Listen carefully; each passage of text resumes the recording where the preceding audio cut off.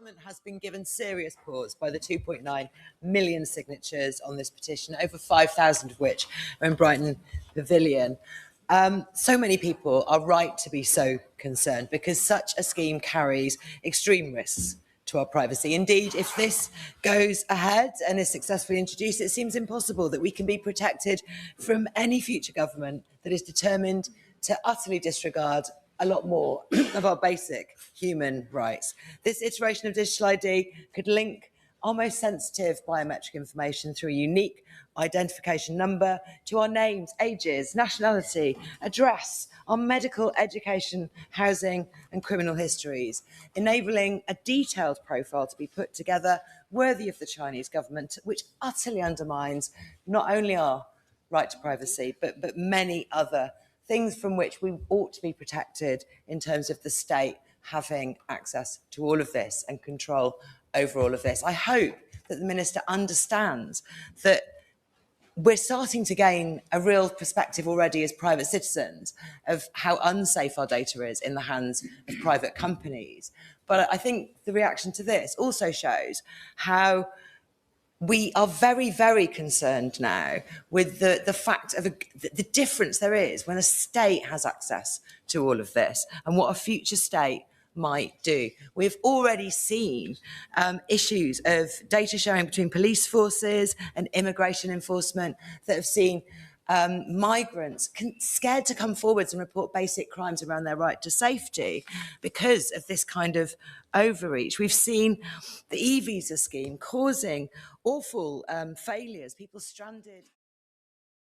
Things people might have looked into. They might have heard the government claiming that other countries have had digital ID for many years, and then heard about the security flaws in the Estonian system, the hackers in Estonia, India, Norway and Poland who've created enormous data breaches. Let us not forget, I've dwelled a lot on state power here, but let us not forget that creating such a database is an enormous risk. It's all the eggs in one basket when it comes to much more criminally inclined people who would take our...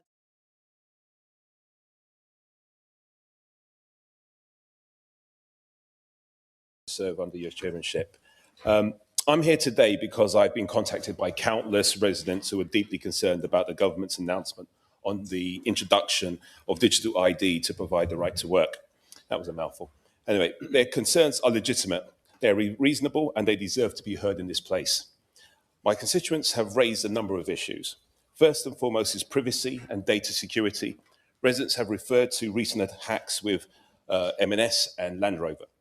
Their question is simple. If cyber systems have been hacked before, why should they trust their most sensitive personal information will be safe? They ask whether the government can truly guarantee resilience against cyber attacks, system failures, or misuse of personal data. I'm sorry, I'm going to sort of carry on. There is also a question of practicality. Will digital ID in reality prevent employers from hiring individuals who do not have the right to work? Or will this simply introduce another layer of bureaucracy without addressing the roots of the problem? Finally, many constituents are concerned about inclusion too. What happens to those who struggle with digital technology?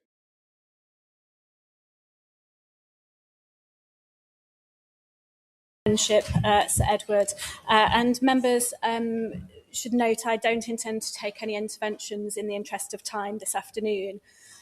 Chair, I've had hundreds of emails from constituents about digital ID. Some are entirely supportive, some are completely against it, but most lie somewhere in between. Many who fall in this category are hesitant because they are uncertain about why digital ID is being introduced, what it will look like, when they will use it, how information will be stored, and how their data will be protected. I know that colleagues and the Minister have been working hard on developing a framework for what the rollout of digital ID will look like. However, my inbox reflects a broader point. Since the announcement of digital ID in late September, there has been much misinformation and a lack of information, leading to two things. Firstly, people are left without a clear understanding of how digital ID will be used and why this modernisation is important. Secondly, and more worryingly, some people have been left fearing the worst that digital ID will be used for surveillance, tracking and authoritarian crackdown, rather than the positive case, as the government suggests, for enabling people to start work more quickly and having better control of our borders, and for people's own convenience. Now, Chair, my 18-year-old son shares my youthful looks, so he's glad of his digital proof of age because it lets him go to the pub now that he's at university without any issues. And my younger son would have welcomed digital ID this weekend when he was turned away from a cinema because he couldn't prove that he was over 15.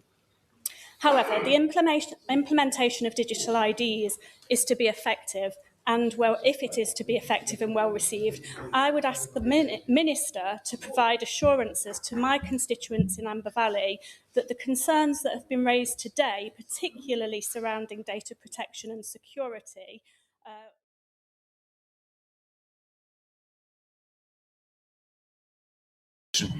This is an issue which cuts to the very heart of the relationship between our constituents and the state. I am completely against digital ID. It is expensive, it is intrusive, and it will be completely ineffective. This was not in the Labour Party's 2024 election manifesto, so this is not something that anyone has voted for. Putting that to one side, this Labour government do not seem to understand why it is needed or what it is for. The Prime Minister initially claimed this was an essential part of cracking down on illegal migration. But illegal migrants are making long, dangerous crossings over the Channel. I hardly think the requirement for a digital identification card is going to deter them. Realising that argument was not persuading anyone, the government now claims it is about simplifying access to government services. Government services do need to be simplified, but we do not need digital ID to achieve that. But whatever the actual reasons behind this policy, inevitably we're going to see mission creep.